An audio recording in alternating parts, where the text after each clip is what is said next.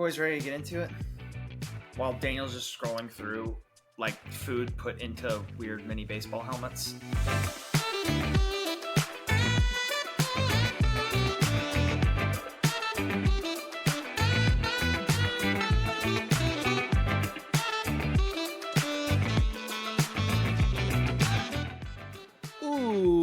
Welcome to Drafted. I'm your host, Daniel Prentice, and as always, I am joined by my dear friend and co-host, Preston Thompson. Preston, how are you doing? What are you drinking today, my friend? I'm so good, Dan. Happy Sunday. It's the start of another brand new week. So many opportunities, so many chances to get it right, so many chances to get it wrong. I'm drinking a gin and tonic today, my old staple. I'm officially out of gin in the house, so I wanted to ask if you have a favorite that I should go get. I think we've talked about this before, but yeah, I really like St. Augustine gin, which is from the St. Augustine distillery in St. Augustine, Florida. I don't know if you'll be able to get it where you are, but next time I'm home, I will get some that I can give to you at some point. Excellent. Yeah, I'll look and see if I can figure out a way to get some of that here, but that sounds great. Yeah. Yeah, maybe they may have, it very well may have expanded up into Georgia since the last time I was able to buy some, so that's certainly possible. Mm-hmm. So what are you drinking? Gin and tonic. It's just the last of it. Oh, you said that. It's the last of it. It's my last one. Gotcha. Well, let's make it a good episode then, so we really get our money's worth out of that last pour gin. We are thrilled to be joined once again. Someone who we were very sad to not be able to get on in the last season drafted, but has been here for some of the most iconic episodes in the show's history.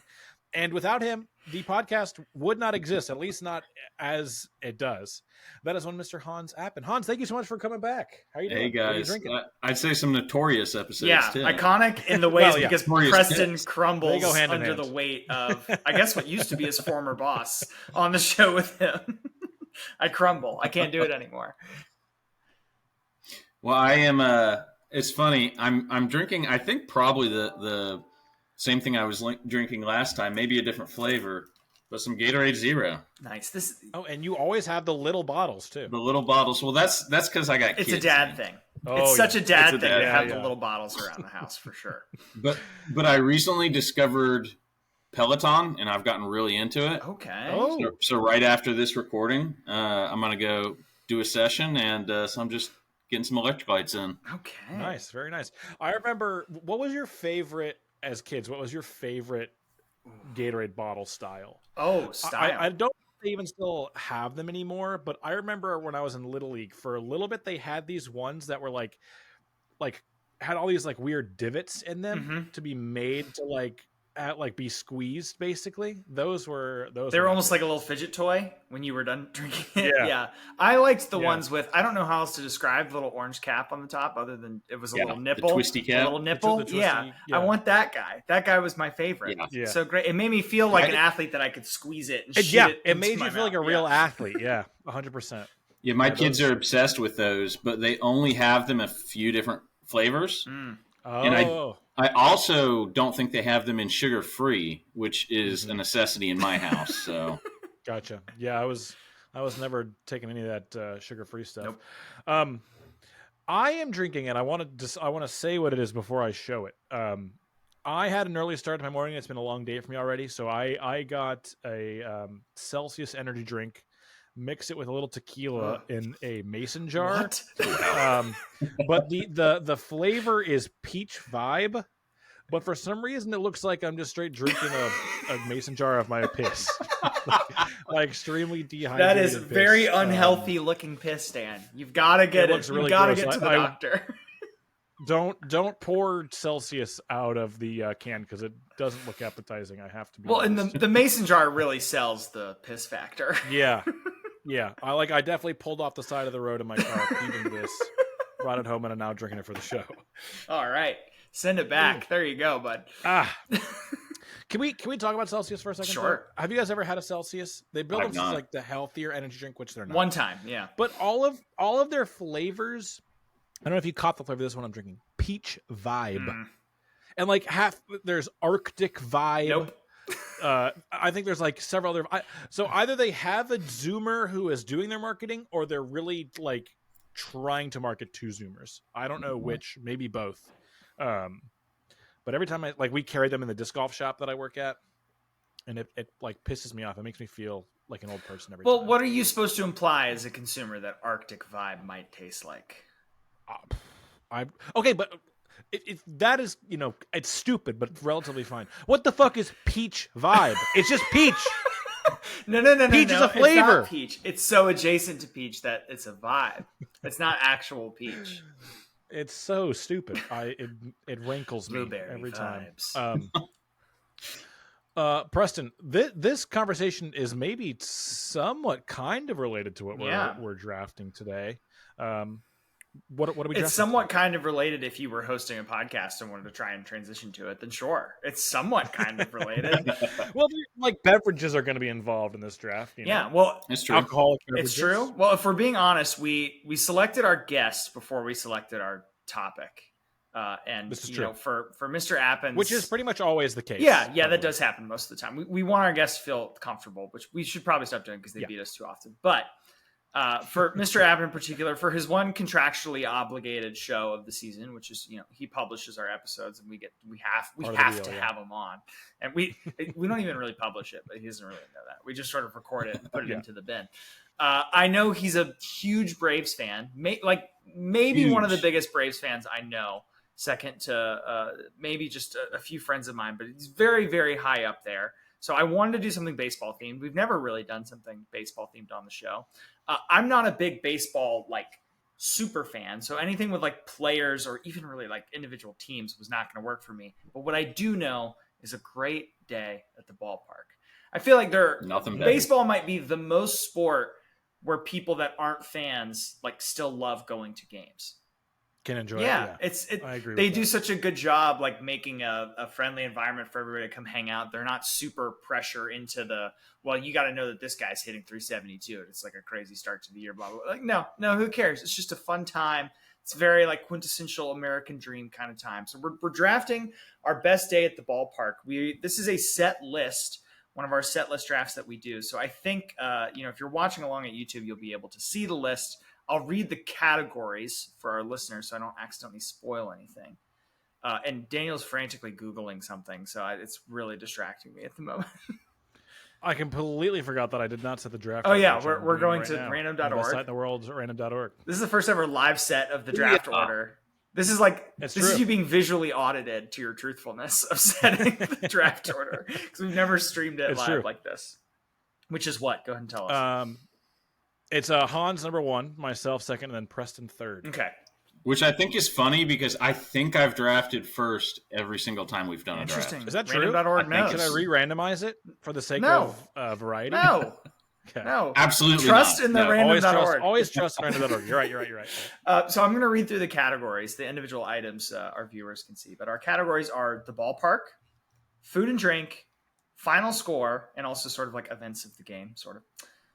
Your seats, a souvenir you get to take home, and an experience, which is sort of a miscellaneous thing that happens to you while you're at the game that sort of colors a lot of the events of the day. Yeah, and this would be a good episode. We've had a couple of these where it would probably behoove you to watch the episode on YouTube if that's not too much of a hassle. Mm-hmm. Because I love doing these episodes. I think this is a great wrinkle to the format that Preston came up with a couple of seasons ago, and I really enjoy it. It definitely changes, the strategy of it quite a bit. But people have complained. It's I can't think all the time of what all of the options are. If you watch the YouTube video, we're going to have them up for you the entire episode, and they'll be getting crossed off as they're selected. So that'll be a great visual, connection for you. So if you would consider watching a YouTube episode, this might be a good one for that. But yeah, otherwise, I think this is all pretty straightforward. Are we good to go ahead and start making our picks? Yeah, I don't love having the third pick now, actually, now that I think about it. But third pick seems tough. I don't know. Does this format value a particular place in the order any more than others? We've done this so many times now that I feel like people have gotten screwed with the terrible options before. I think it depends. Now, Preston always comes up with the options with some editorial input from me. And we consulted Hans as well on one thing that Preston and I did not agree on, which we can talk about after the show, see how our listeners might feel about it. I think it really depends on where you fall with the things you come up for. I guess so. I am pretty happy to have the middle spot because I think for a lot of times, like the key for these drafts is avoiding the worst thing. Mm-hmm. And to me, being in the middle spot means I'm going to pretty much always avoid the worst thing, in theory. So I feel good about that. So yeah, I think that is a pretty big difference. Okay. I think it also depends if there's a clear cut number one. Mm-hmm. And if there's clear-cut worst choices. I mean, I think you'll see on this list too, like there's some bad choices, but a day there's no such thing as a bad day at the ballpark. So that's a good point. You're going to get some things you like, and you'll be just fine. And one thing that I just thought of that could have been a potential category, but was not, is weather.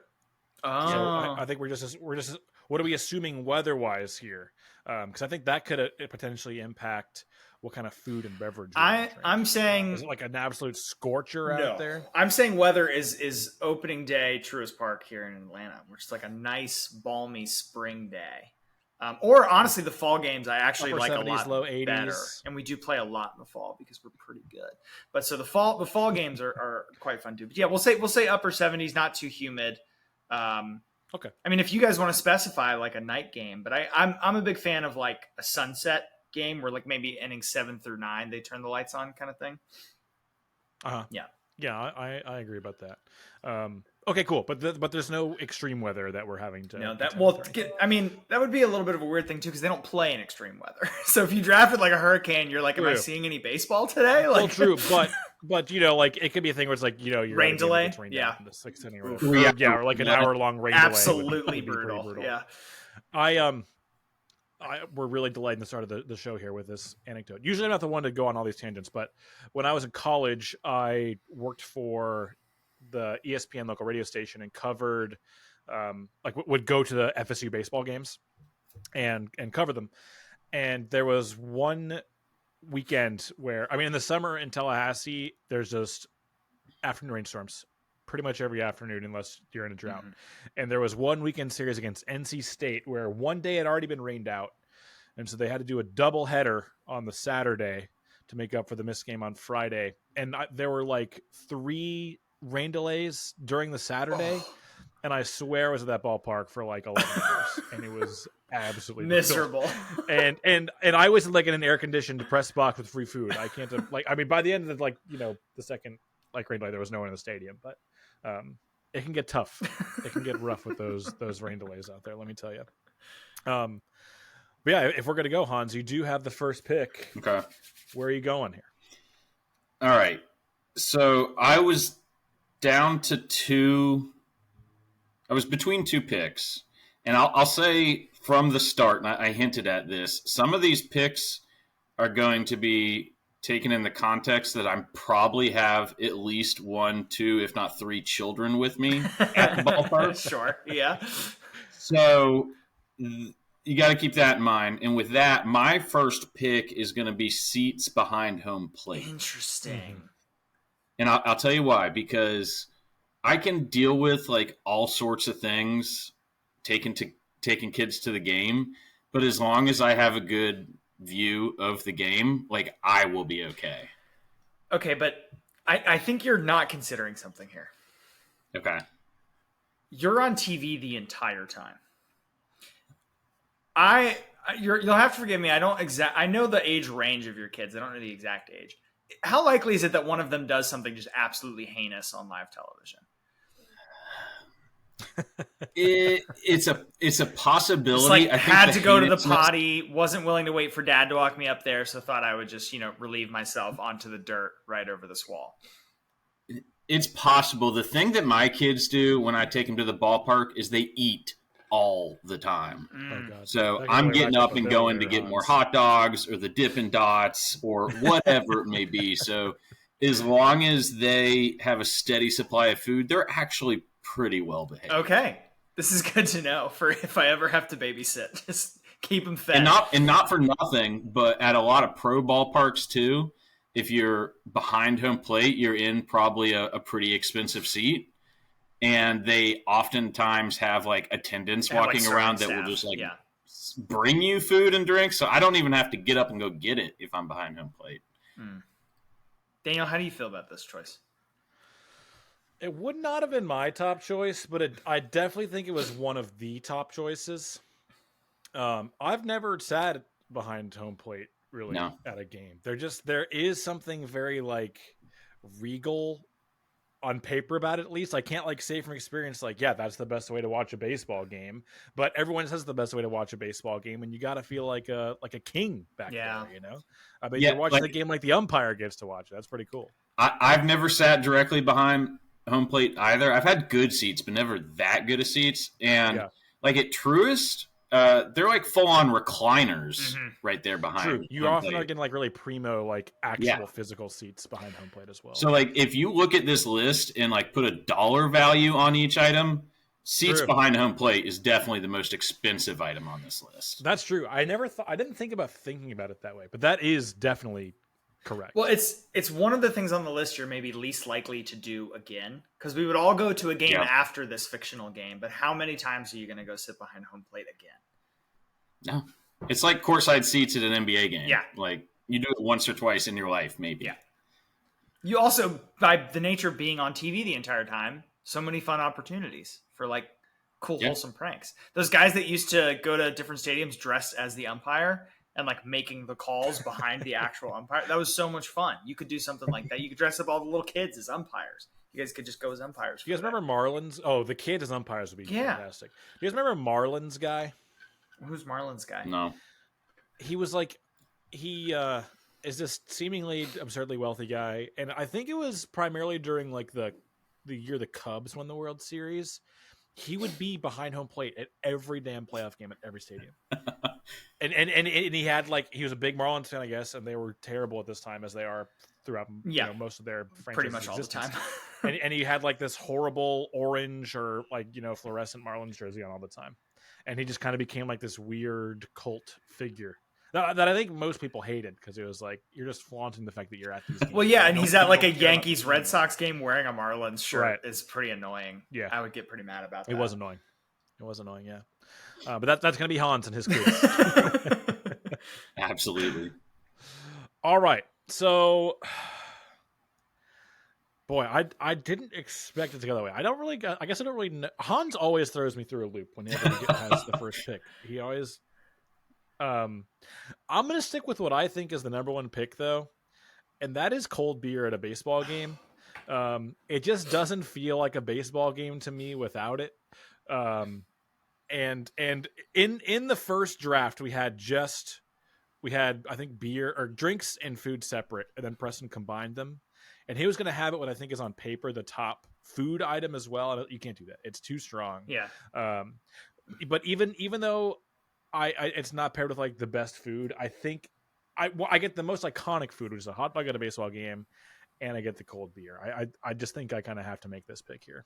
Interesting. I'm thrilled that you chose to go this direction for reasons I will get to in a bit. Yes, absolutely. I think both of you have made a pretty big oversight, but that's okay. I do agree with you that the food and drink category, the top two items are much closer than probably anywhere else. But in some ways, that's sort of why I was cool leaving it and just getting it later. You know what I mean? Because there's more okay options there. I just think it'd be weird to have canned cocktails at a baseball game. That was on purpose. It's weird. It was definitely on purpose that I specified that. And honestly, I think a lot of like the novelty food items would like not be good. Like they're all like, here's this 15-pound hamburger that's deep fried and covered in nacho cheese, and that would just make me feel sick for the third through ninth inning. So I don't know. I just think beer is too strong. It's just too strong. So I have to take it. Okay. Yeah, and I mean, getting that, you almost get like the added benefit of the hot dog with it. Like it could have been just cold beer, and that would have been a good pick. But you get the hot dog with it. Yeah. What's on your what's on your stadium dog there, Dan? If they have assuming all possible accoutrements are available. Yeah, I still keep it pretty simple with hot dog. I would just do mustard and onions. Onions, interesting. Like a cold onion or like a caramelized onion? Yeah, cold onion, like diced white onion. Interesting. Hans? I like to load it up, all the above. Just like literally everything that's on offer. Yeah, literally everything that's available. Yes. I have full slices of American cheese on this hot dog. That actually is how I make it. Give it to me. I would do. He's getting his money's worth, in fairness. Yeah. I mean, if they have like a good chili, I'm doing a chili dog for sure. But it's probably like a regular stadium that's going to have the regular toppings. It's relish and mustard, and then if they have jalapenos, other jalapenos on there too. Oh, interesting. That's how I do it at the good old Atlanta United games. All right, Preston, you were lamenting having the third pick, but now it seems like you're going to get, I guess, your top two choices. Yeah, here's the thing you guys missed is both of you two nerds can go to a baseball game and be entertained regardless of what's happening on the field. Because you'll find, this guy is, he's a new player called up from AAA. Like, he's never faced this pitcher before. This is going to be really interesting. Oh, it's a lefty thing. Oh, he's going to switch across. Oh, wow, this is really nobody else can do that. Normal people are going to want to see an 11-10 game walk-off grand slam in the bottom of the 11th inning.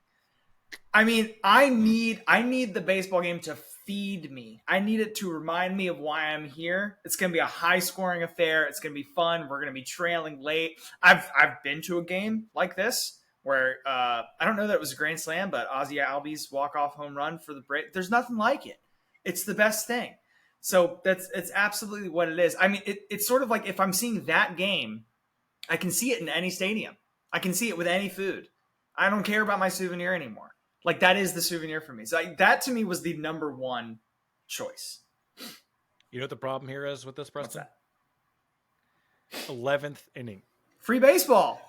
The ticket value. The ticket value is now exceeding what I paid. I'm getting 2 extra innings off of my purchase.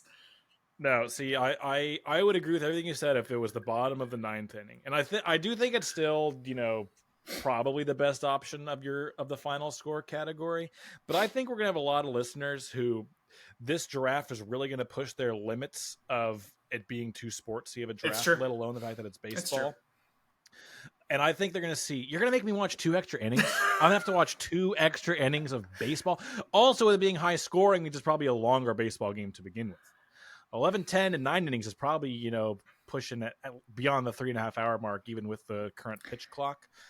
Then you add a couple extra innings on there. Then, and if you're a purist, then you got to be reminded about the fact that they put the man on second base in the extra inning. You probably get pissed off and riled up about that. I think it's just the 11th inning is devaluing this pick a lot. Yeah, I have to agree for a slightly different reason, Dan. You got to remember and I'm going to include myself in this crowd. There's a big chunk of listeners to your podcast who are the leave after the 7th inning crowd. Oh, come on. And so if they make it that long. So any option where you're staying for 11 innings is not going to be a good one.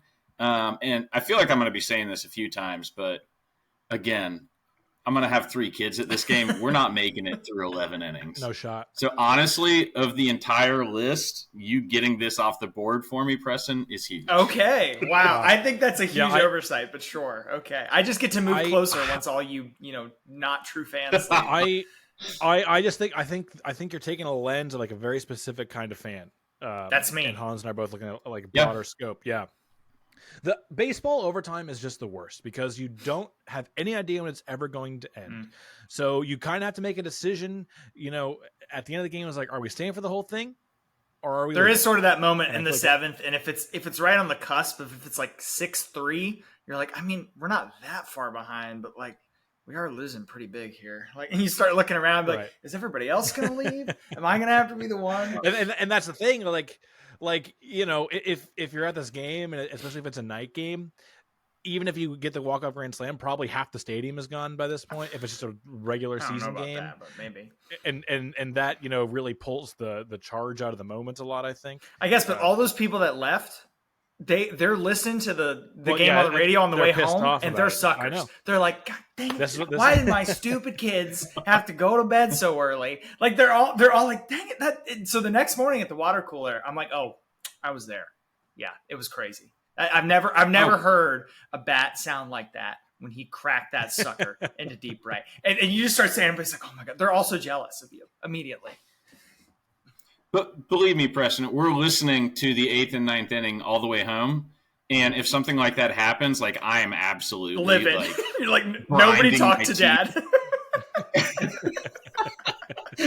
and I gotta respect. Like you and I are just going to games for different reasons. Yeah, Preston. Like I think that's right. You are describing like the diehard fan that I wish I could be, but just can't anymore. I mean, I don't know that I'm diehard. I've just come up with a system where I don't show up until the 3rd inning, so my social battery is still going pretty strong by the 9th. Everything is great. He's cracked the system.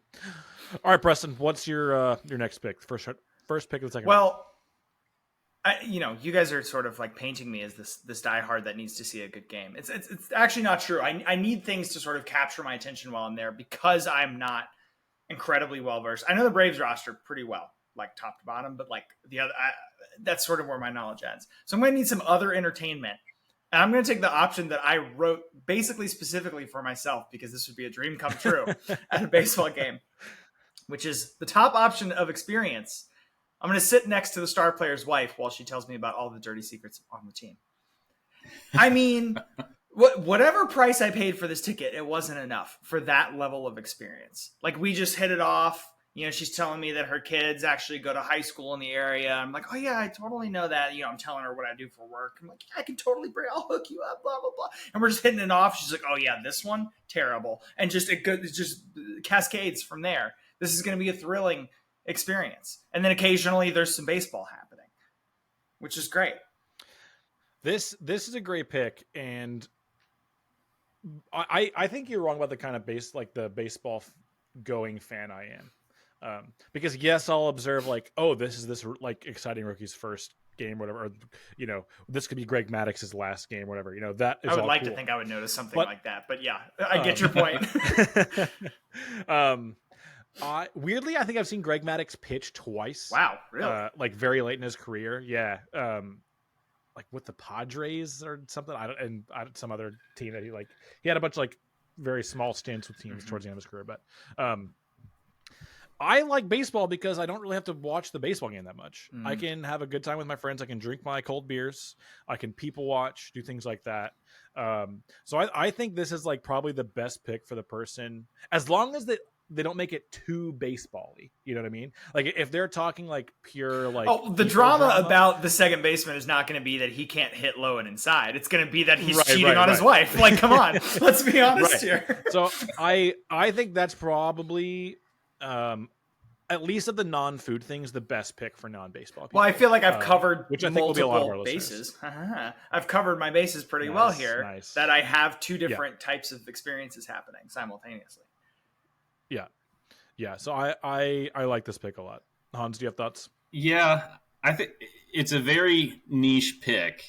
Yeah, and it's a niche category, to be fair. It's a niche category. I guess my only criticism of the pick is I'm not sure that you wouldn't have been able to get that in a later round. Oh, really? I just think there's too many things on here that are of greater value. So I'm not sure. I think that's true for someone like you, Hans, and probably for someone like me too. But I think for the vast majority of our listeners, that might not be. I also don't pick for a while. There's going to be a lot of picks before I get to go again. True. I probably would have gone food over this experience. Yep. But I think that's the only thing that I really would have leaned towards. I like the pick though. And right away I'm going to feel the benefit of being the middle pick here because in my opinion there's a very clear worst thing of all of the things on this draft. Oh no. And I'm going to avoid that by selecting something that I also would not enjoy, but would enjoy it much, much more than having to sit next to an annoying heckler for an entire game. So I'm taking getting put on the Jumbotron. Oh, this is awful. Me and my kids are stuck next to the heckler. It's not just the heckler now for Hans. It's the heckler on live television behind home plate. Like contextually, it's the worst possible outcome for him. Hans has like been saving up for months for 6 different behind home plate tickets. It's okay. We've already established that the annoying heckler is his own children, so it's actually fine for him. That's a good point. Okay. This is basically the only thing for me that can ruin a baseball game. I can go to a baseball game and have it be an absolute blowout. I can go to a baseball game and have it be like, it's like a little, it's like 98 degrees. It's too hot, but I'm sitting in the shade. I'm okay.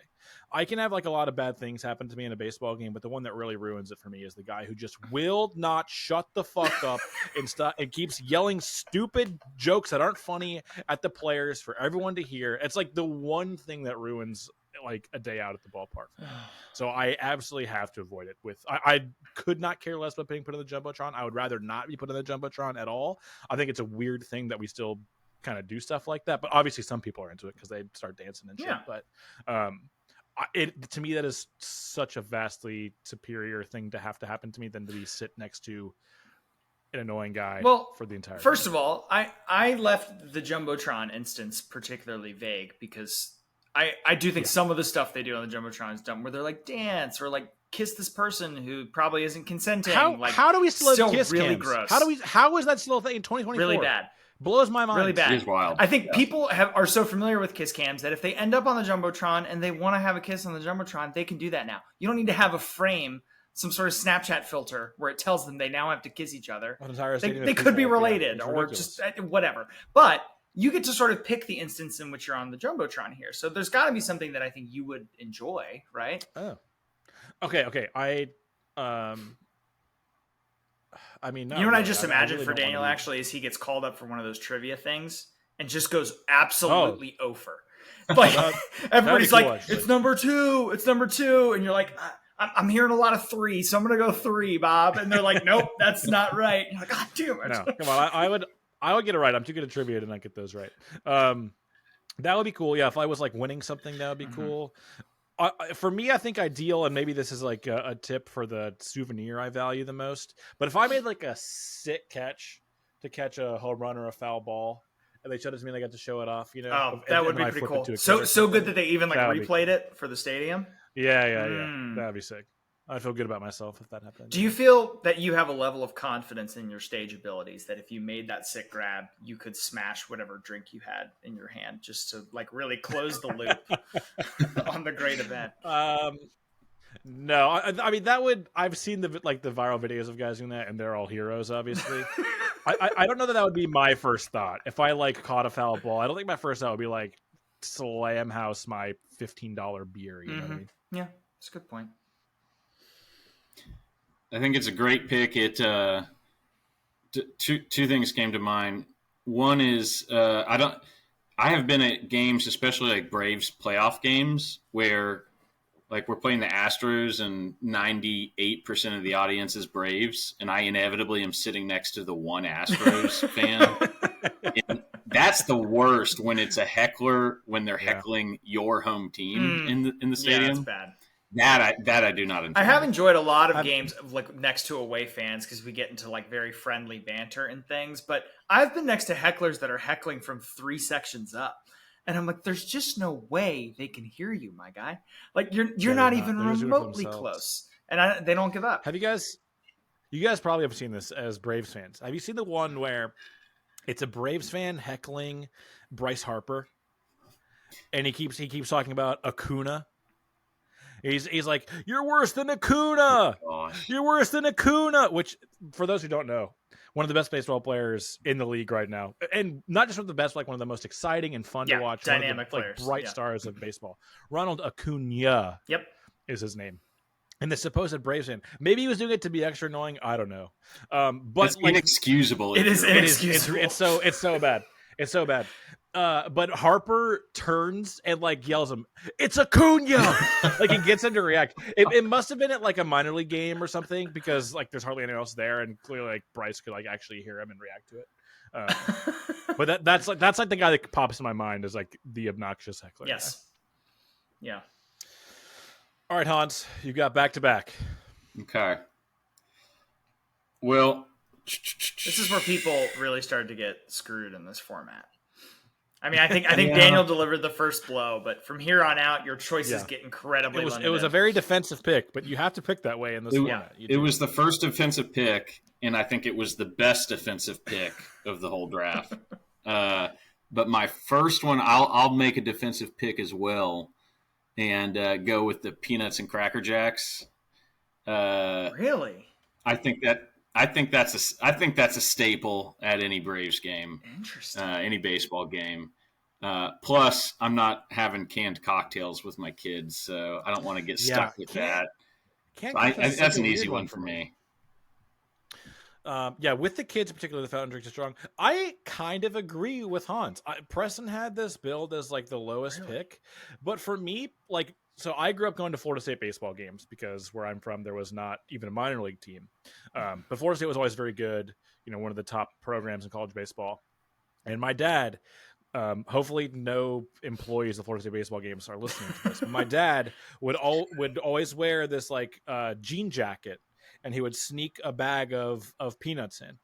And that would be we would also get, depending on what time the game was, we'd also get hot dog and drinks or whatever, but we would always have this bag of peanuts. And so for me, peanuts at a baseball game is very nostalgic and just right. And then Cracker Jack, of course, is classic. I mean, it's in the damn 7th inning stretch song, So I don't know that I would pick it here necessarily, because I think Preston clearly values the other food as the number one. I mean, and you could have gotten this. I see all these as relatively even, but I'm not upset to be stuck with the third option here, because now I don't have to worry about it for the rest of the draft, and I'll be okay. Yeah. Can I? But I think the pick in and of itself is good. So yes, Preston, at Truist Park, which I know Hans is very familiar with. Daniel, you've been with me, I think, at one point. Yeah, I think twice actually. I went to go get some peanuts, Georgia peanuts. You got to get them. They're they're specifically homegrown at Braves games. They have these just little walk up counters where you just go into a line, you grab it, you do a self checkout, and you leave. There's nobody around. Which is great. It's super convenient. People are going in, very quickly. I got these peanuts, guys, and the machine asked me if I wanted to leave a tip. The machine did? The machine asked me if I wanted to leave a tip. The AI has gone too and far. I literally did a double take, look around. It was there is nobody here. Does it go to the farmers or something? I don't know. It didn't seem like it. It was just a regular old, 10% on your bag of peanuts for the robot.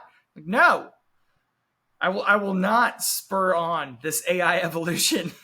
I will hold the line for as long as I can.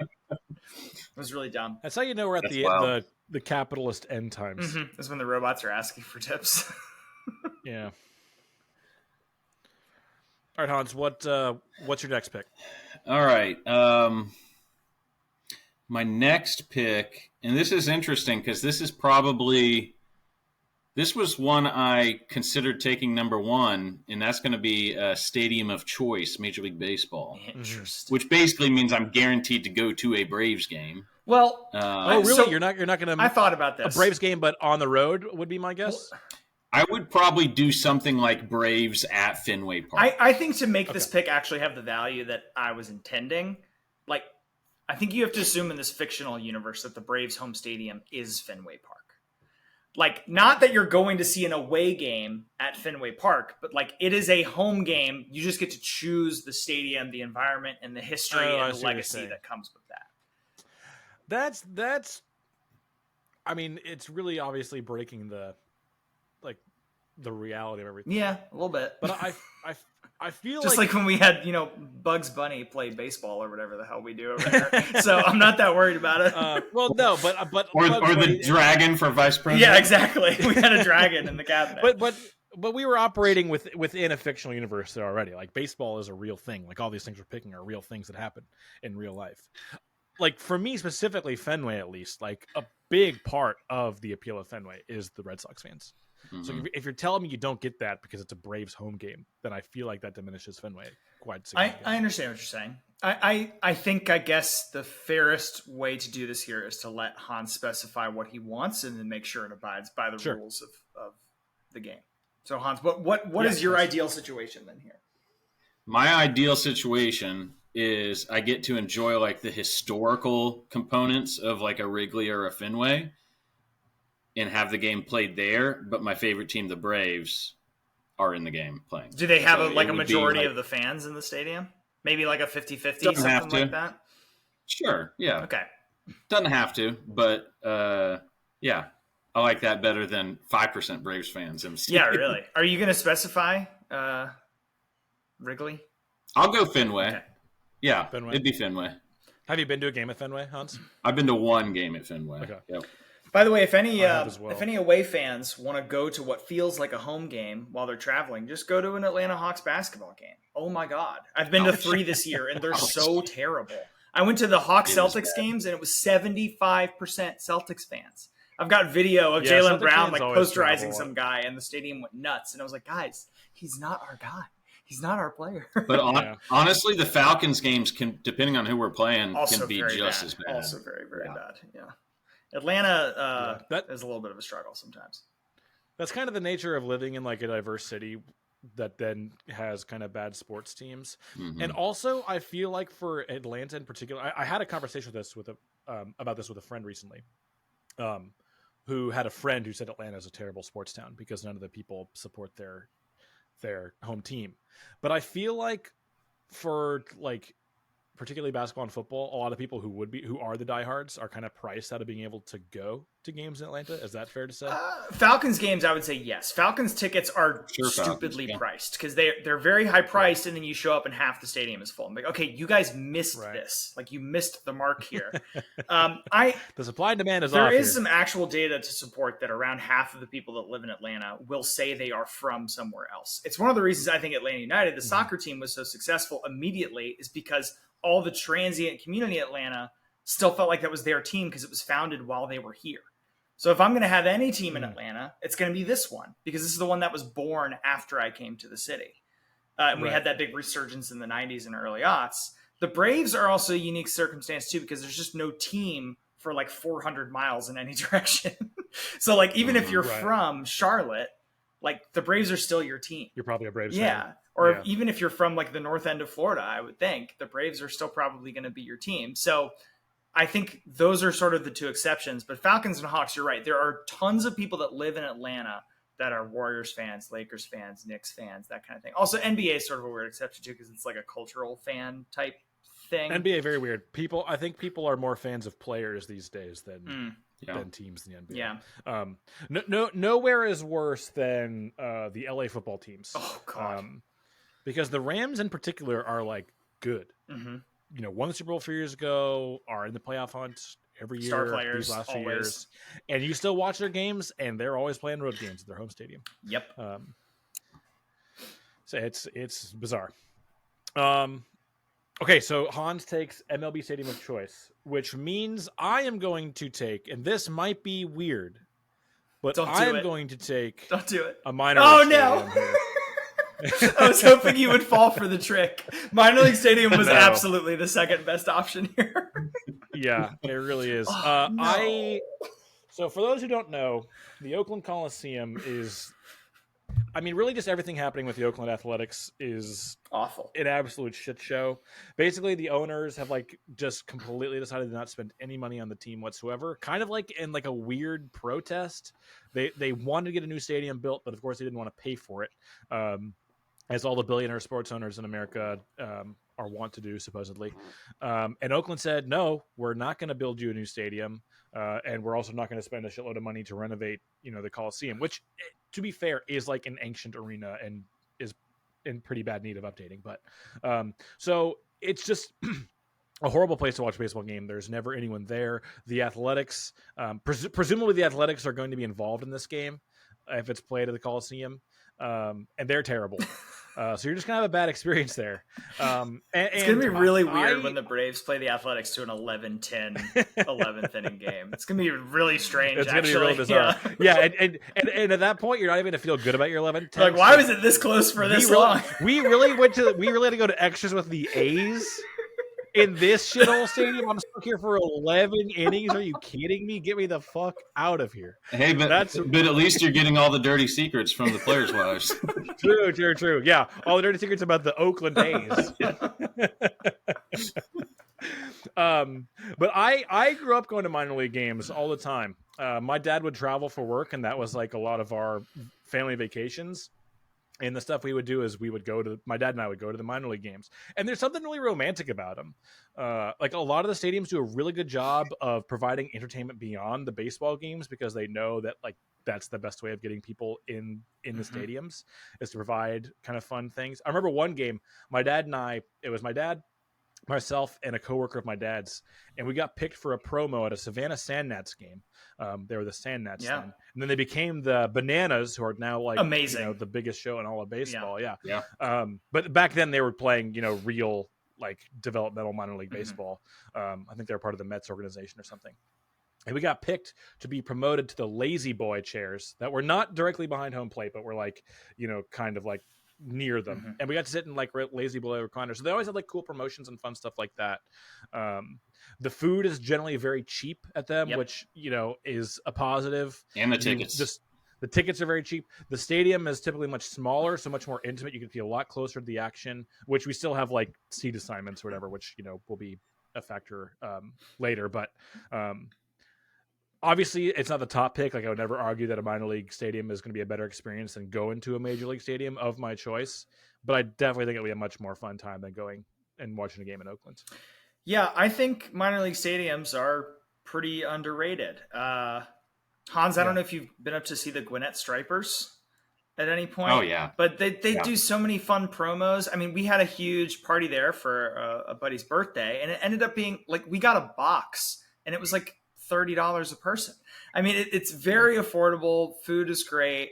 The like mascot came and visited us because we had like a big party there. And I don't know, there is something incredibly romantic about a minor league stadium. I've been to the one in Charlotte that's like right in the middle of downtown. They don't take up as much space, so a lot of times they can be like square in the middle of a city, which is really cool. Yeah. I was really trying to pull a fast one on you here, Dan, and it didn't work. No, I too savvy for that. You got to come visit me at some point, and we'll go to a Bulls game. Oh, that would be great. They're like the most famous minor league team. That would be great because of the and their stadium's right in the middle of downtown. It's awesome. Everybody go check out the Savannah Bananas on TikTok. They're not minor league technically. They're doing they're like the Harlem Globetrotters. Yeah, if going to Major League Baseball is the equivalent of like going to see a Broadway show, then the Savannah Bananas is like the Barnum and Bailey Circus.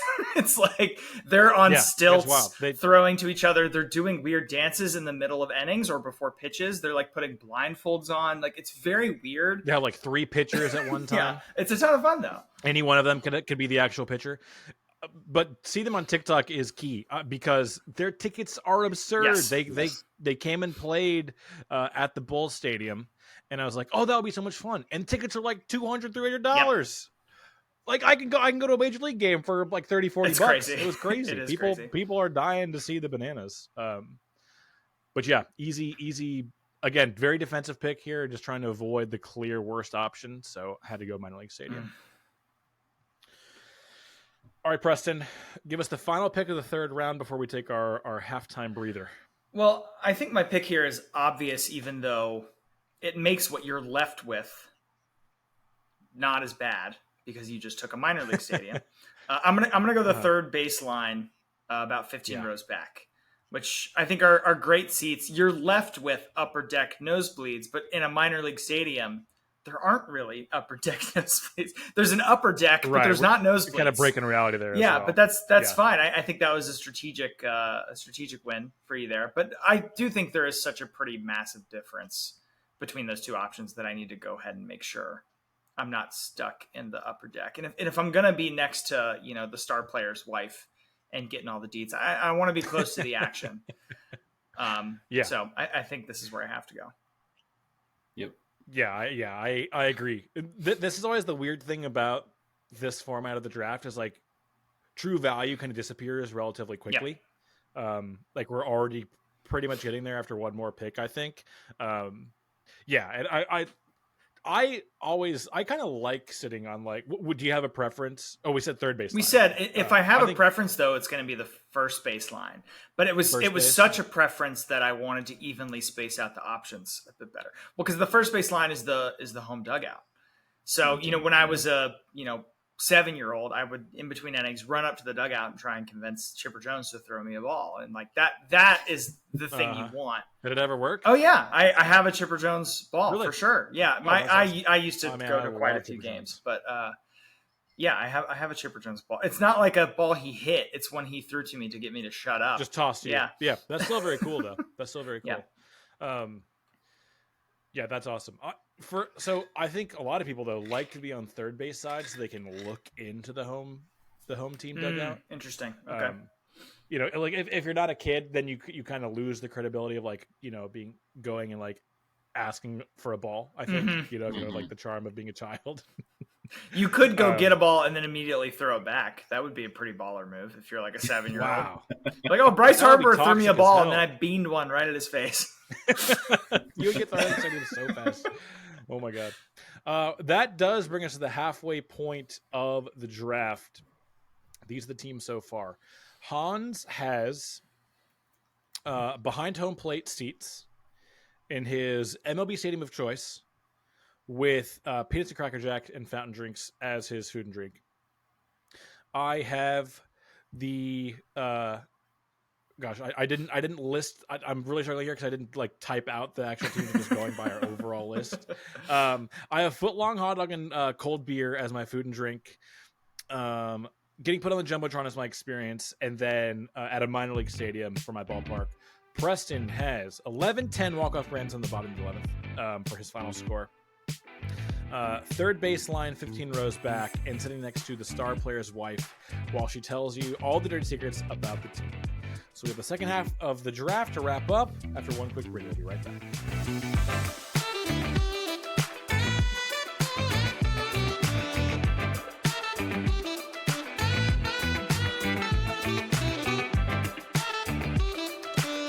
Guys, it's that time of year again. It's March Draftness. We've got brand new March Draftness merch in the shop, all inspired by your favorite college basketball teams.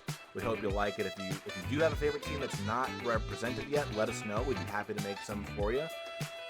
So yeah, check out the shop. Link in the show notes. Happy March Madness, happy March Draftness, and thanks so much for all your support with all of our merch. It means a lot.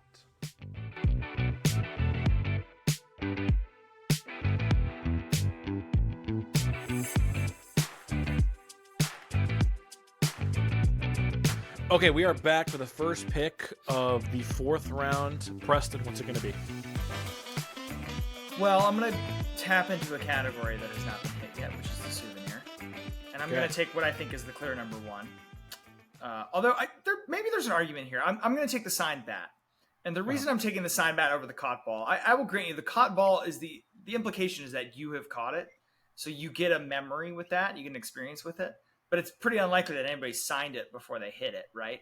So the signed bat, I think, is something that I would keep forever. And just to remind everybody, it's a signed bat in a 11-10 walk-off grand slam in the bottom of the 11th inning. So it's pretty good. It's pretty cool. Who's signing your bat?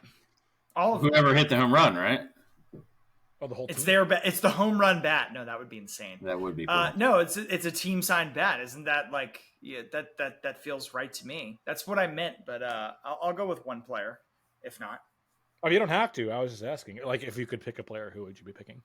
I would be picking Ozzy Albies, probably. Really? Yeah.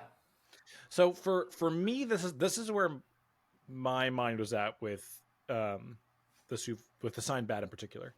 And listeners at home, I want you to know that I lobbied for this not to be a category because I feel, to me, the souvenir wouldn't be part of the experience at all. It's like after the fact kind of deal. But I think, you know, other than really one of these, the signed bat for me is just like purely like money gained because I'm selling it. Really?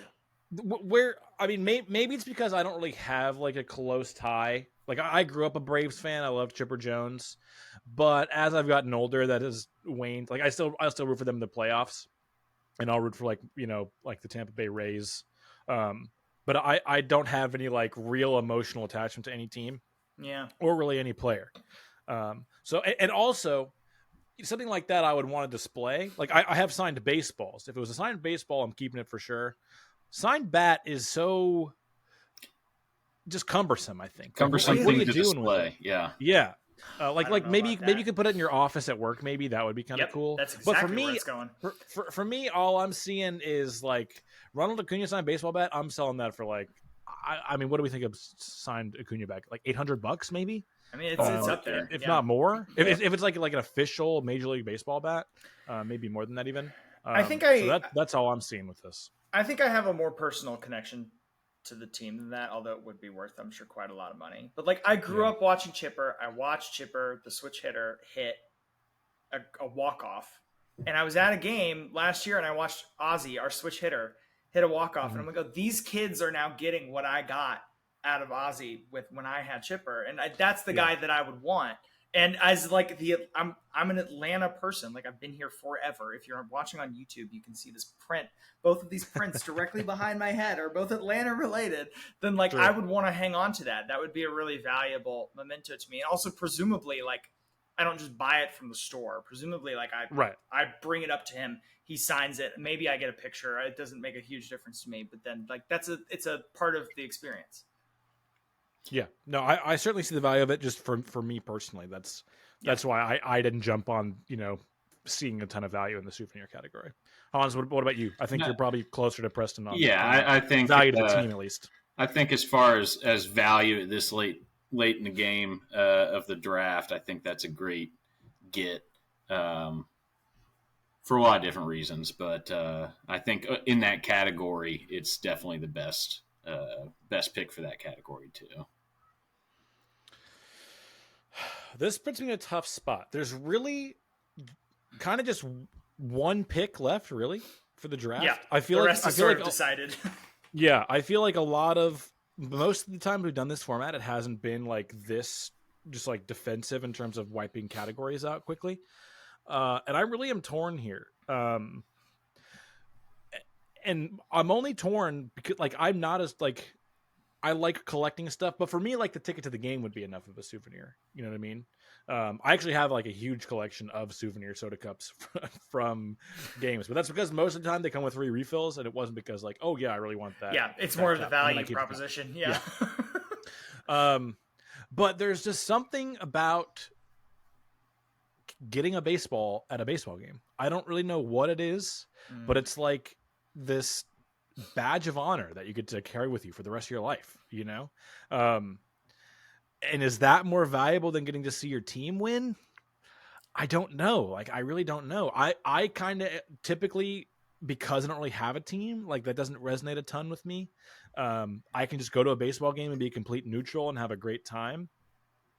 But I'm trying to decide like what is going to resonate with listeners more. Like, are they going to like associate like, oh yeah, I do have a team and I want to see them win? Or are they going to be like, oh, it would be so cool to come home with that caught ball? I think for me, it's probably the caught ball, but as a drafter, I'm going to take my team winning, I think, because I interesting. You just see that on paper, and I think people think that's a better time. And I hate to ruin this for you, Hans. I hate to ruin this beautiful night out at Fenway Park, seeing your Braves play Fenway with your kids, but I think it's the smarter pick here, even though I personally don't feel strongly about it. I have to be honest here, Dan. I think you overthought this one. Yeah, I was with you up until your actual pick. Me too. I thought your logic was leading you to the correct decision. Yes, it was very sound. The key thing here is not that you're leaving the baseball game with a baseball. It's a caught ball. Like, that is a lightning strike in the sports world. The idea that you would catch a baseball. Like, I don't really care, foul or not. The idea that you are catching one is really something. And that's the winning element there. And that is like the reason the thing becomes special. And if you just ask me in a straight up formula, would I rather go to a game and lose and have caught a ball or go to a game and win? It is absolutely go to a game and lose and have caught a ball. That's so interesting because I think for me, I always just think like, oh yeah, that's the ball I caught at the game where my team lost. No, it's the ball. It's the ball you caught from your team. It's still cool. Yeah, the losing part doesn't even really come into it at that point. It's the ball you caught from so-and-so. Doesn't really matter. Yeah, you might be right. You convinced somebody it almost killed the person right behind you, right? You're like, I barehanded this thing, and there was this 98-year-old head of state from Eastern Europe behind me, and I prevented a war like catching this baseball in front of this woman's head. Wow, incredible. Yeah. I mean, like I said, I was very torn. I'm just trying to put myself in the seat of the voter here. For me, there's no question it would be the caught ball. So I'm more trying to project for people that maybe, aren't baseball people. Maybe baseball people think it's silly as hell that people care about a caught ball. I don't know. It's hard for me to put myself in those shoes, but maybe people are like, I don't care about baseball. Why does anyone give a single fuck about catching a ball? There's a million of them. Who cares? Maybe that's how they feel about it. I genuinely don't know. Are there any other sports you can think of where you can get a souvenir in that way? In soccer, they make you give it back. Football, they make you give it back. If it goes into the stands, like a hockey puck. Do they make you give the puck back in hockey? No, you keep a puck. You keep a puck. Okay, but that does hurt to catch a hockey puck. So do baseballs potentially. I've been to Wrigley Field when I was a kid, and it was before that they made all the teams put in the net. Mm-hmm. And a kid took one right to the head, and it was like genuinely very, very scary. Yeah. Gotta have that glove ready, kid. Jeez. I mean, they were like, I think they were like a kid. I know. I'm sorry. I apologize. This is terrible.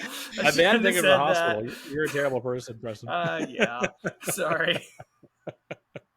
But no, it's true. If you go to a baseball game, that is one downside. Like, you got to do you got to keep your head on a swivel. Yeah. Your head on a swivel a little bit. Yeah. But hockey's the only other like mainstream sport that I can think of. I think tennis you can too. That's probably true. Yeah. Although it's very infrequent. Yeah. Well, because I feel like the only time balls get hit in tennis, because if it ends up in the crowd, it's like very rare. Or it's like after the game was over and they hit all the spare balls in the crowd. On occasion, a player will receive a ball that causes it to ricochet up into the stands. There you go. Yeah. Like a really strong serve, but it's a rarity. Yeah. I mean, seemingly, although in cricket, apparently, I was going to say, it just seems to be the sports where that they have lots of the quantity of the thing. Yeah. The thing. Mm-hmm. Cricket, you have to throw the ball back, even on a home run, which is really interesting. And there was a John Boy video that I saw somewhat recently where a guy like signed the ball, like a guy in the crowd, like I think it was like his kid got the ball or something, and he took it, signed it, and then threw it back. Oh, that's awesome! That's a baller move. And so like all the players like, we can't play with this. He ruined it. Altered the ball. Yeah. But like he cut the videos, like he's very proud of himself that he like thought. I don't think he ever got the ball back, but he made them switch to a different ball. Do you guys think if you caught the golden snitch, you'd get to keep it? No shot. I mean, it seems like you've displayed a pretty big level of talent there, though. I wonder would that even be possible? Is the snitch a sentient thing? Yeah. How else would you explain what it's doing?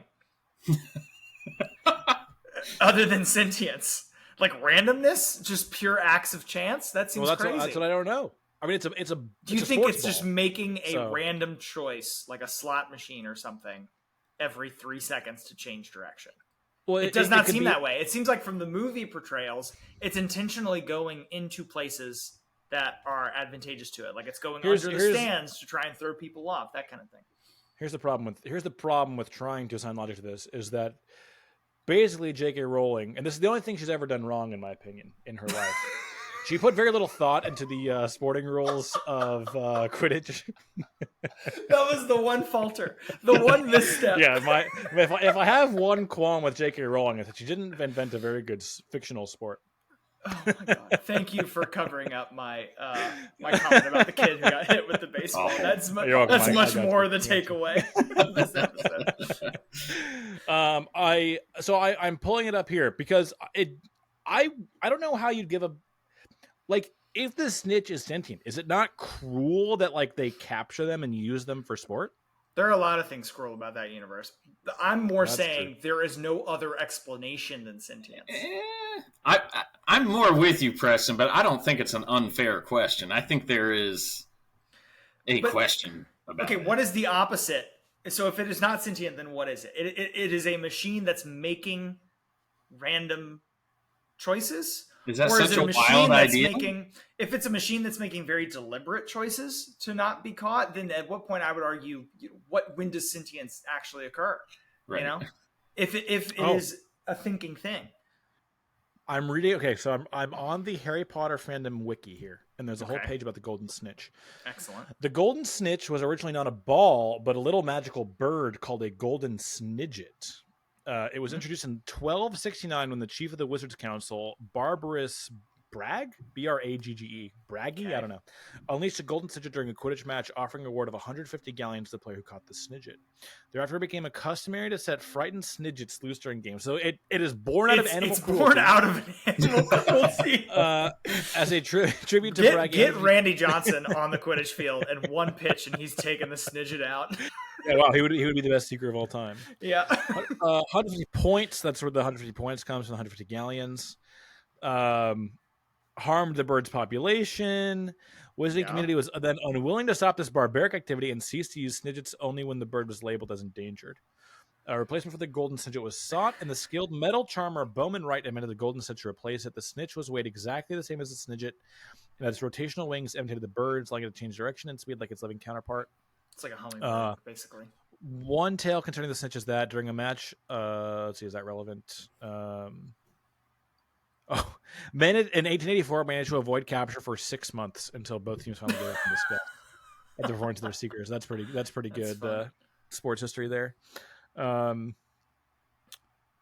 Let's see, flesh memory. Golden snitches have had flesh memories and remember the touch of the first person who handled them in case of a disputed capture. Yep. That comes into play in the last bookend film there, and I would say that is a very sentient thing to do. Everyone, including the maker, had to wear gloves when handling the snitch until they're releasing one for each game. Yes, because computers famously have no memory. He's got you there. You know what, Hans? Shut up. New snitch has to be used for each game. How much do we think a snitch costs? It depends. Are they able to breed them? Do they have to make them from scratch? Okay. It doesn't really give a deeper explanation as to how it really works. This seems like a bonus poll question in the making here, Dan. Yeah. Why are we even talking about this? Is hunting a snitch animal cruelty? Oh yeah. This came up because I was wondering if you just, as a fan in the upper deck, caught a snitch. Oh right. Okay, so yeah, my line of thinking was would a snitch even allow someone other than a seeker to catch it? I mean, they don't seem to skilled enough. I guess there is that. Isn't there that one bit where Harry is flying through the crowd trying to catch it? So I guess they do fly within the catchability. Yeah, I don't know. The short answer is I don't know. Interesting question though. This is like the Cubs fan that interfered with that foul ball. You guys know what I'm talking about. Yeah, thank you. Help. Yeah, I was gonna say help me out here. The Cubs fan who interfered. Really, you could argue that he's just more talented than the person who tried to catch the ball. Yeah, I mean, what does happen in that situation? Does the game end still without any team getting the 150 points? I don't know. Like I said, the rules of the game don't really make any goddamn sense. Beyond any surface level awareness. Examination. Yeah, no. All right, Hans. You have one real pick here, and then you just start kind of picking, the order of your forced picks. Am I? So, I believe so. That's right. Yeah. Okay. So you have your choice of souvenir, a cop ball or a souvenir soda cup. And then everything else is only one option per category. So I'm not allowed to break the game. I can't. No. I can't. You can try, but we're going to tell you no. So my next two choices are cop ball and souvenir soda cup. Yeah, you can't take two souvenirs. It was worth a try. It was a good attempt, except for the fact that you led with you were trying to break the game. If you had attempted to obscure that, then maybe... Also, the two people that it would screw over are the two people who are running the show right now. This is true. We are the voting. Yeah, it's going to be hard. It's going to be hard. You're hard pressed to convince us. Yeah. Well, on that note, then I'll go with the cop ball. Okay. Yeah, I think that's smart. Unsurprising. I feel like we've discussed that enough. And then which of your forced picks are you taking first, just for the sake of order here? Yeah, I guess my least. I mean, the worst pick I'm stuck with is absolutely the heckler. Mm-hmm. Yeah. And then I don't know. I guess I'll go with the my team losing because we're probably not making it to the end anyway. Yeah. I'm gonna say. Here's what I'm gonna say. We're walking it's 2-2 out of until the 9th. Yeah, we're walking out of the stadium at 2-2. Well, wait. I think that's I think that's worse. I think you got to be walking out at 5-0. Yeah. Yeah. If 5-0 bottom of the ninth. Then you're frustrated, and then you're extra frustrated when you find out the team loses. Yeah, I would argue that I'd be frustrated that we went from winning to losing, and that I jinxed the team. Although I guess you could make the argument that we went from tied to losing, and I jinxed the team. So yeah, I'm saying if it's 5-0 towards the visitors and you leave in the ninth, yeah, you're 5-0. You're losing. That's a very natural way to leave a game. You're like, yeah, we're screwed. And it's then over, we get 2, but we don't actually come back. So you were born out to be right, which is almost a sweeter feeling than victory. Yep, I'm with you.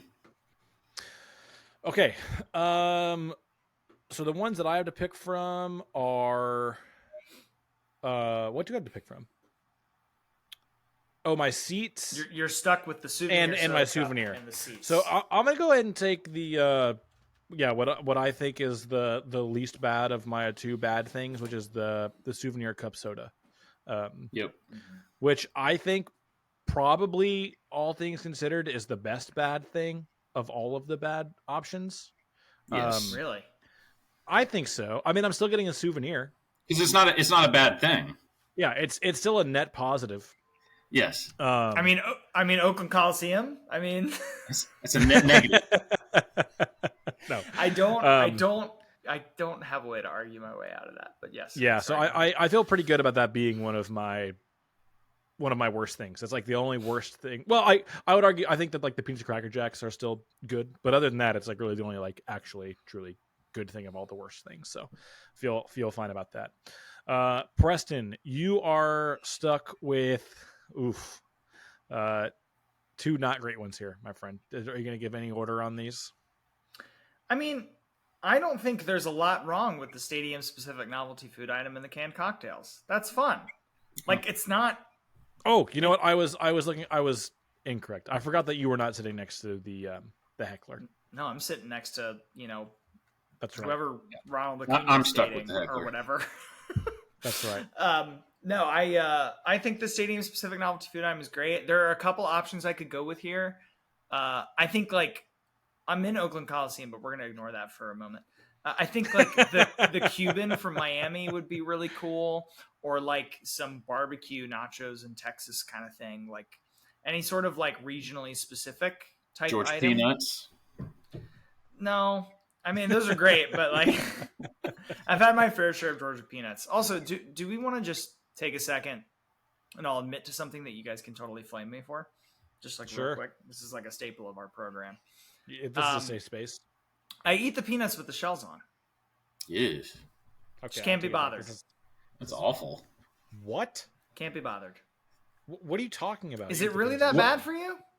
Well, but what's the value of the shell? I don't have to take it off.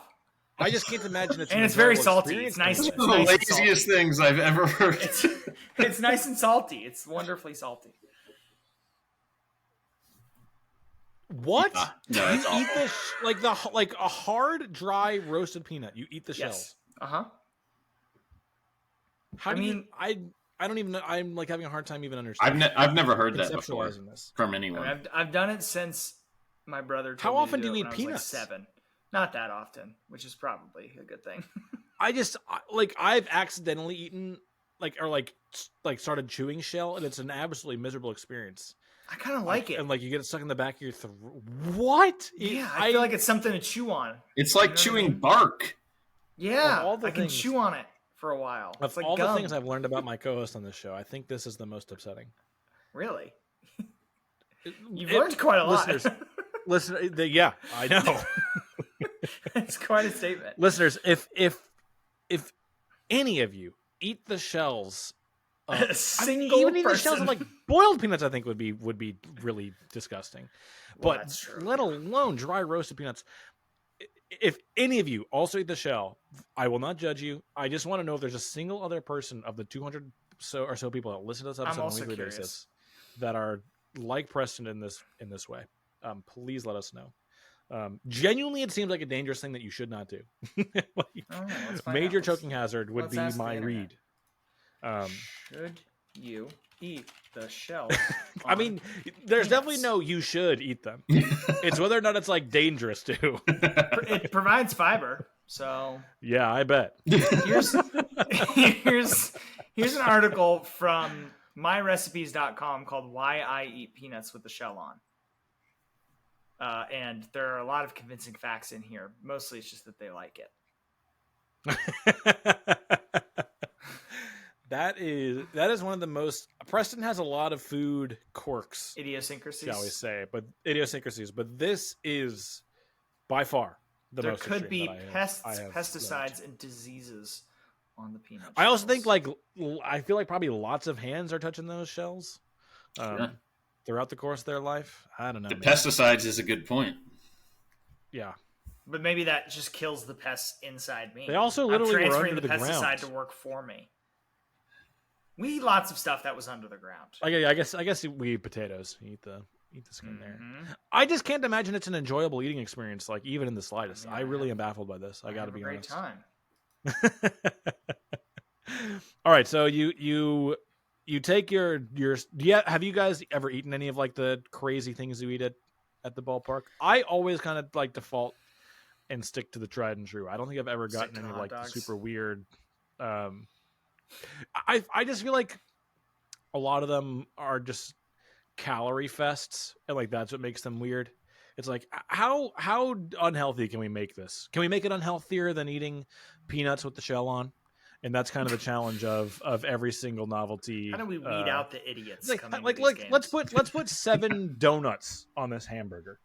Yeah, didn't the Braves have something where it was a cheeseburger, but the buns were like personal waffles? Ooh, waffles. Both of the things we just said there, Hans, you and me sound great. So either one of them is fine with me.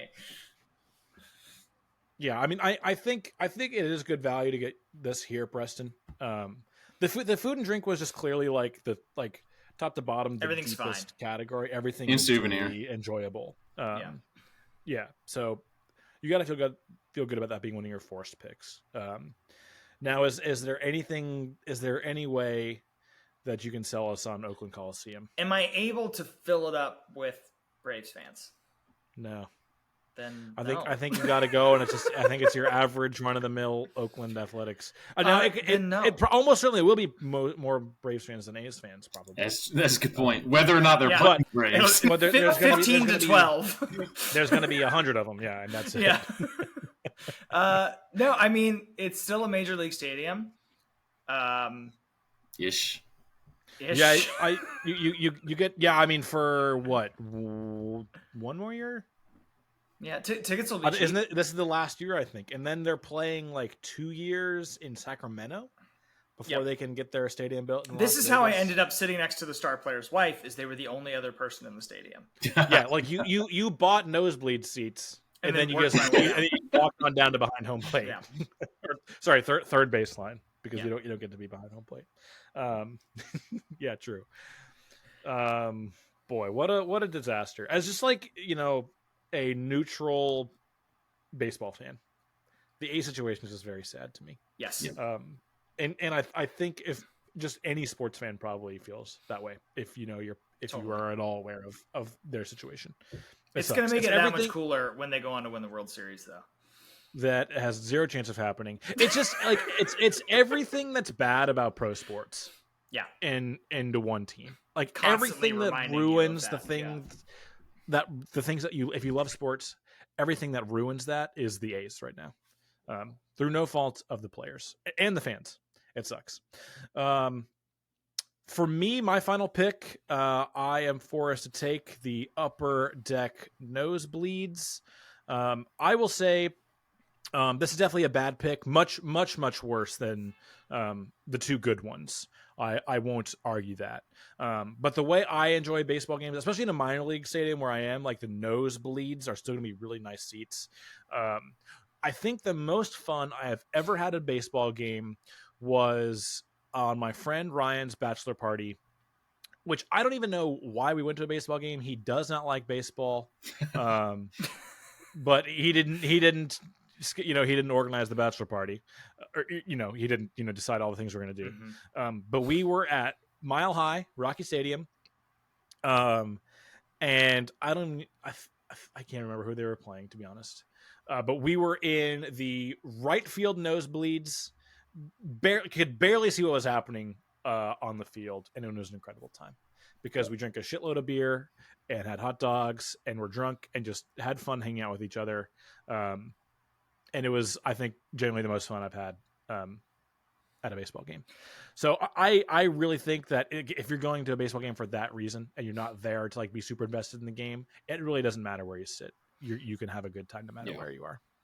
I agree. Some of my best memories of going to games in high school with friends and whatnot, when you buy the $1, $2 tickets and you sit absolutely as far up there as you can. Yeah.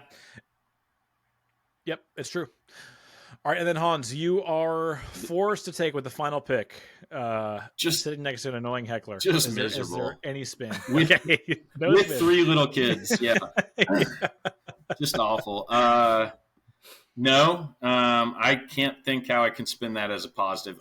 I'll say if they're, I'll be glass half full. If they're heckling Braves players and we win the game. Which you don't. Which I don't. Oh, yeah, which I don't. You guys lose 5-2. Yeah, I'm double screwed. Yeah, so it worked. His heckling worked. His heckling worked. Yeah, no moral victories for you against the heckler, unfortunately. Yeah, that is tough. In my opinion, clearly the worst thing. So it makes a lot of sense that it made it to the very end. Yeah, thank you. Yeah, that is the final selection of the ballpark experience draft. Hopefully, this one wasn't too sportsy for you, but these are the teams. I'll just go by category here rather than order picked. Hans has his MLB stadium of choice. Peanuts and Cracker Jacks with fountain drinks. 5-2. His team does lose, unfortunately. He is sitting right behind home plate. He's got the best seats. He's got a perfect view of that losing effort. He is next to an annoying heckler, and then he has gone home with a caught ball, which is interesting behind home plate.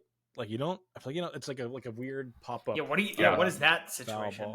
That's just like a right off the bat sky high. Backwards. Yeah, I'm battling for the ball with Travis Darnell. Yeah, you caught it during the pitch of the next pitch. I will say, Hans, in your favor, if you're right next to an heckler and you caught the ball, that does mean you beat him to the foul ball. Okay, which is going to make that sweeter. Okay. So there you go. Huge. That's nice. I end up at a minor league stadium with a footlong hot dog and cold beer. My team wins 5-2. I am in the upper deck nosebleeds. I get put on the Jumbotron, and I'm going home with a souvenir soda cup. And then Preston is at the Oakland Coliseum with the stadium-specific novelty food and canned cocktails. He's got the thrilling victory in the 11th inning, 11-10 walk-off grand slam. He's sitting third baseline, 15 rows back. He does get to sit next to the star player's wife. She tells you all the dirty secrets about the team. And he's going home with a signed baseball bat. We're not going to take a break here because the first half was kind of long and the second half was, mostly chalk there. So we'll just jump straight in to the conversation about the draft. These are always tough, in my opinion, because everything is, to an extent kind of forced. But was there anything that jumped out as the worst pick of the draft? I mean, here's what this is going to eventually boil down to. Hans and I both have one thing that could potentially ruin the day. Yeah. Daniel's day is going to be fine. Yeah. There's nothing bad on Dan's list. Yeah, it's going to be a very fine day. The question is it going to be remarkable in the way that Hans and I might be, despite, the barriers we're having to overcome? True. I do think, both of our potential detriments have an opportunity to be turned into a story. I was in one of the last games at the Oakland Coliseum. I have a signed bat from it. Pretty cool. Hans almost got socked in the face by a really drunk Marlins fan, and they weren't even playing. Almost socked the Marlins fan in the face. In front of all of his kids. Crazy. So I have a question that may clarify which one of those is worse. Okay. Does Preston now have to get on a plane and fly across country to get back just to go to Oakland Coliseum? Not any more than you'd have to get to Fenway. Oh, that's a good point. Okay, fair. Okay. So I think travel not a factor. Not a factor here. Okay. Yeah. This is tough. I don't know that there is an obvious worst pick. Because because all the bad picks we had to take. Yeah, but you played it very defensively. You screwed me once. I did. You screwed Hans once. And it really calls this into question now. Because otherwise, I think I was going to potentially run away with it, as might have he. Yeah.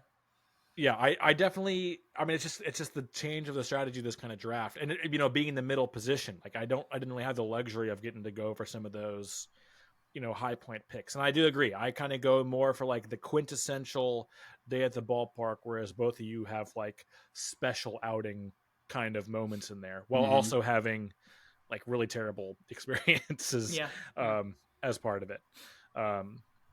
So yeah, I think it's very hard. Very hard to pick out a worst pick. I think maybe Hans could have done a little bit. I think the Peanuts and Cracker Jacks pick by Hans was maybe just like the earliest pick.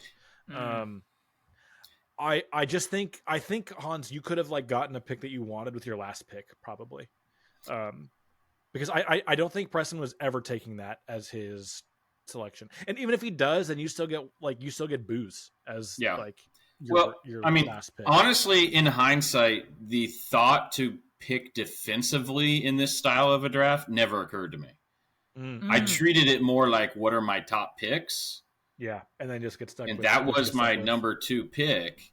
But it didn't occur to me, by doing that, you might get stuck with picks at the end of this thing. And that in hindsight, that was not something I should have taken number 2. I should have avoided the bad experience.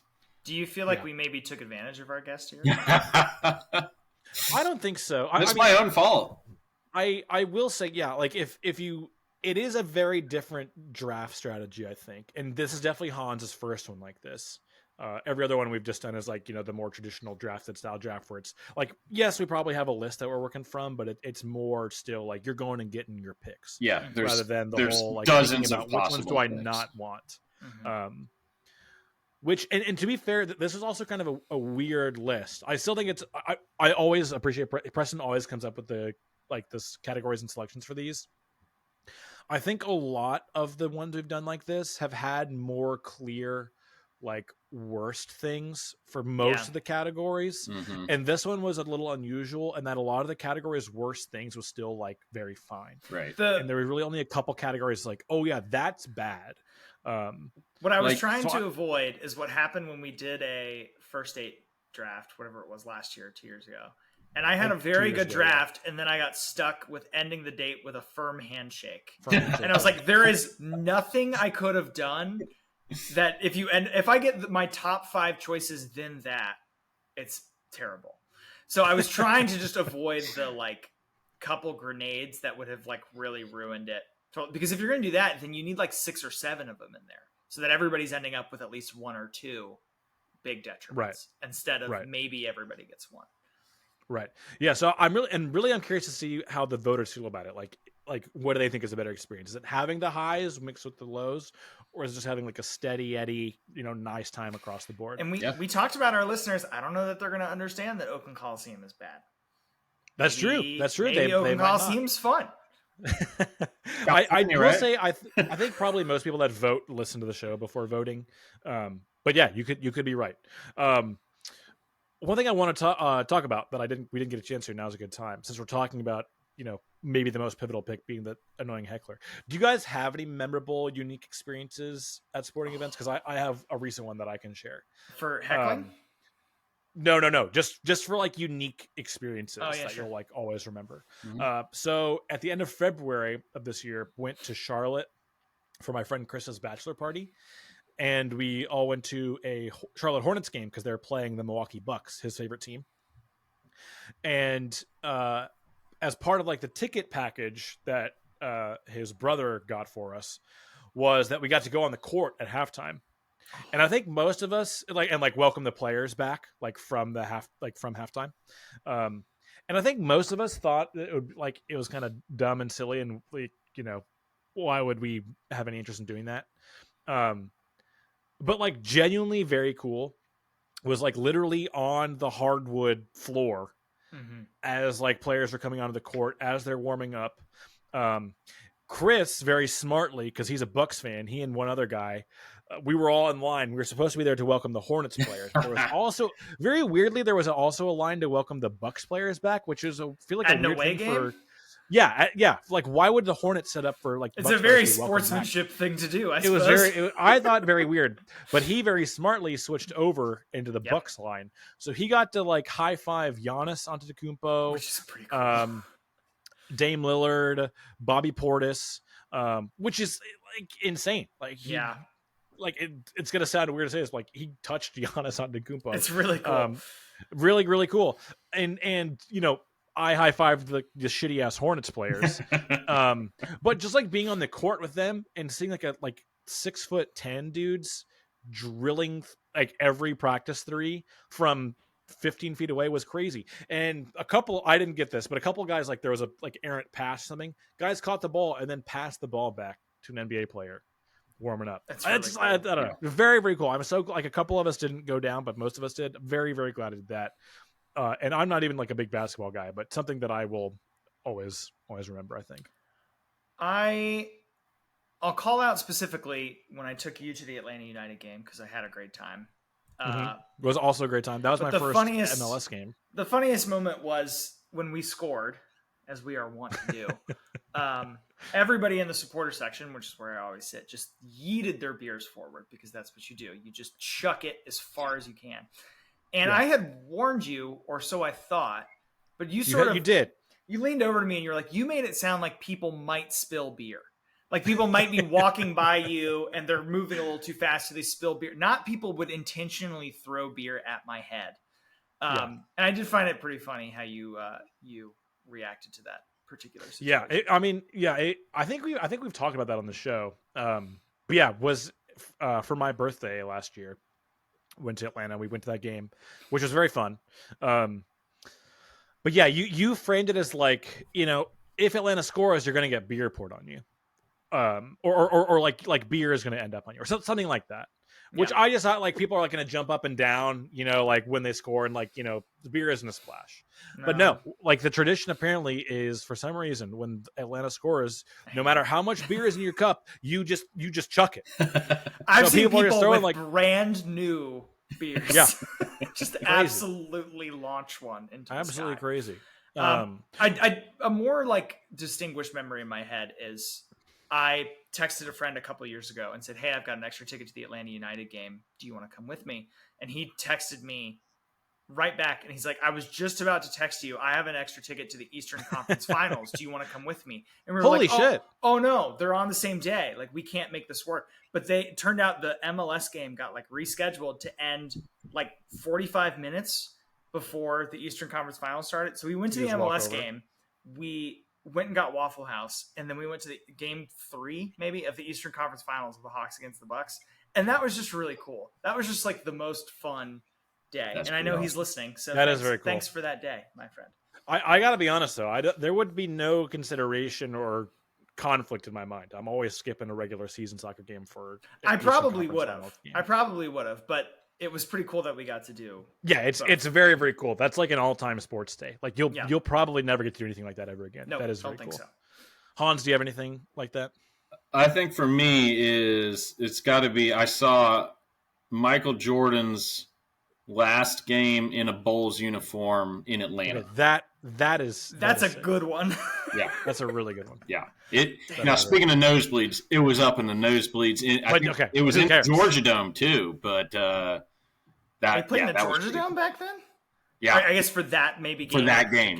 Yeah. Wow, that's cool. There's like for like Caitlin Clark, like all these teams are already having to like play in an unusual stadium for their home game for when Indiana plays because too many people want the seats. Yeah.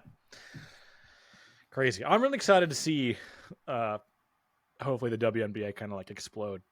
I think it's gonna be amazing. It's a little weird that it'll be because of this player, I think, but the league deserves it, and I'm very excited. It's weirder to me that, and as a huge Indiana sports fan, it's weird to me that it ended up being Indiana. That is basically the team that gets to carry this torch for however long Caitlin Clark is. Maybe like 3 years or whatever it ends up being. No, I think it'll be longer than that. I mean, really? she's like a true Midwesterner. I think she's like genuinely excited that she gets to be in Indiana. She could have stayed another year in college because she had like a COVID eligibility year. Mm-hmm. So her deciding to go pro is like it's intentional. Like, and her being like, okay, I'm fine with going to the Pacers. Like the Fever. Indianapolis is a very weirdly trending city right now. Like lots of young people moving there. They're doing a lot of cool stuff. So yeah, maybe I wouldn't be worried about that. Just enjoy Caitlin Clark being on your team, and Aaliyah Boston too, who's also really sick. Very cool. All right, of our days of the park that we drafted, whose are you taking as the best one? If you're taking your own, as always, who are you giving second place to? I don't think the stadium matters here. I really don't care. I still think mine's going to end up being the best. I think my top, what maybe should have been my top pick, is the coolest thing that can happen to you at a baseball game, which is you sit next to the star player's wife and they give you a bunch of tea about the team. Like, I think that is actually more game breaking than we maybe gave it credit for. So I think it depends on the kind of person you are. I think some people would be really annoyed by that. What are you trying to say about me? Huh?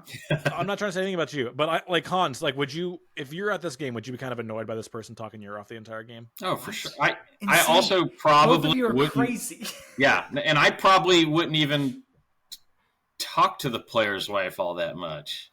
Mm-hmm. I'd like say hi and like, oh, how's so and so doing? But like, I don't know. I'm enjoying the game. You're making it seem like I'm forcing the conversation here.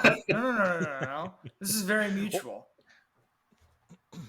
I just don't think it would be that mutual for a lot of people. Yeah, I think a lot of people that are going to ballparks probably don't want to be bothered by the people around them. Okay, I think I have a lot of value in knowing things nobody else knows. Maybe that's it. I have a problem. You love the hot goss. See, I would rather observe the people from afar rather than like having to actually interact with them. You're like in the box next to the Team Live box kind of thing. Yeah, that's what you would want. Okay, I get you. But I will take mine. I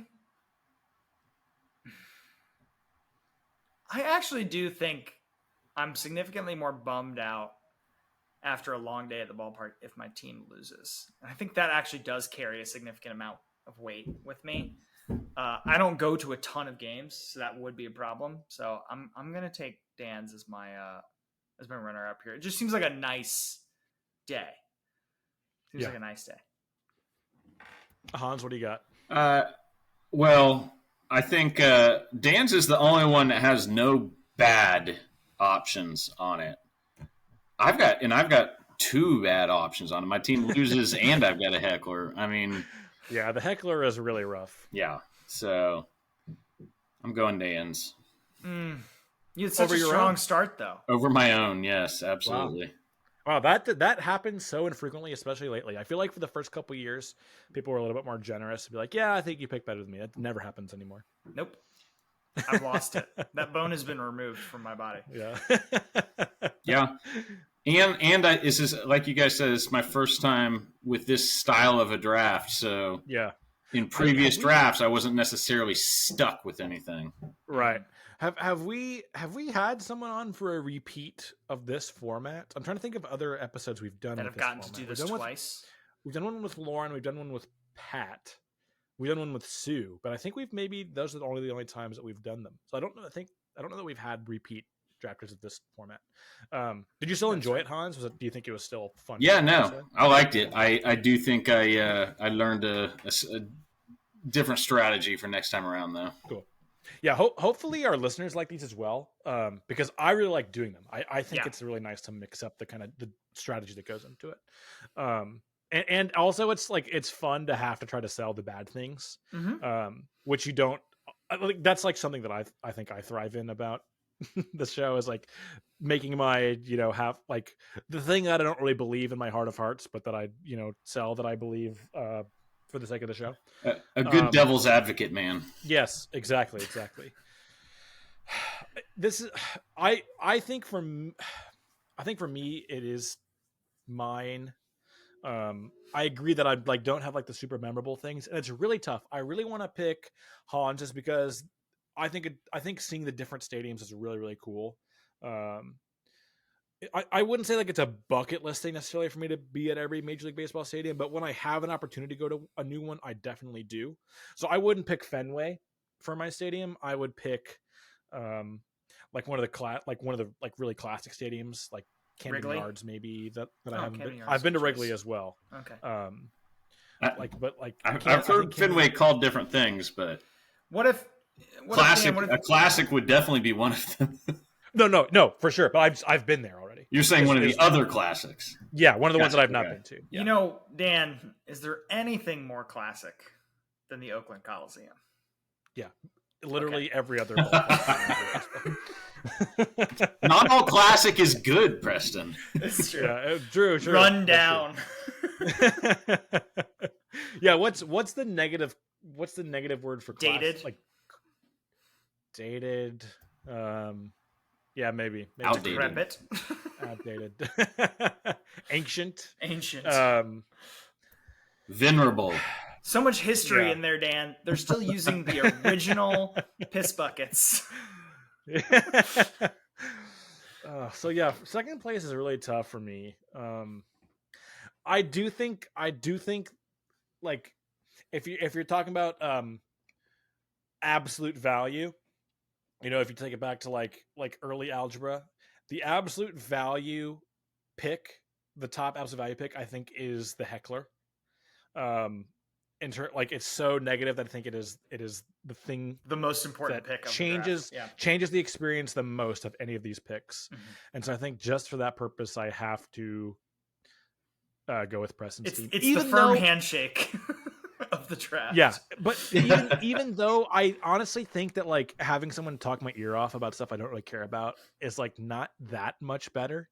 I still would rather them do it like in a way that I can kind of, you know, like politely be like, oh, that's interesting, and then like turn my attention to something else and hope that they take the hint, rather than like being forced to listen to someone shouting stupid stuff the entire game. Mm-hmm. Just can't stand that. But yeah, overall, I am taking my own team. But this is a really fun draft overall. Of course, it always comes down to what the listener thinks, so please do vote. The link will be in the show notes, or if you're listening on Patreon, should be, if I remember to do it in time, in the comments underneath the post. But Hans, thank you so much for joining us. Thanks for having me. I'm sorry guys. You got stuck with a horrible heckler on your day at the ballpark. Because I think probably you, of the three of us, you know, enjoy a baseball game the most. So I'm sorry that yours is ruined, but I hope you had a good time with us. Thank you, as always, for everything you do for allowing this podcast to exist. Yes. We appreciate that a ton. Absolutely. Now is your moment to be on your own grandstand. Promote whatever you'd like to, my friends. Yeah, no, I appreciate it, guys. Always fun being on. You know, we my day job is Appen Media in North Metro Atlanta. We publish a bunch of local newspapers, magazines, and operate appenmedia.com. So I guess my plug is if you live in that area, supporting our advertisers is how we pay our bills, and including the bills to help run this podcast. So support our advertisers, and you're supporting this show. Awesome. Love that. And also just support local journalism, right? Yeah, that too. An important Even thing when they're really mean to the people I work for, it's still worth supporting. Even when they're really mean to Preston, the people he works for. But yeah, thank you all so much for listening. We will talk to you guys in a couple weeks.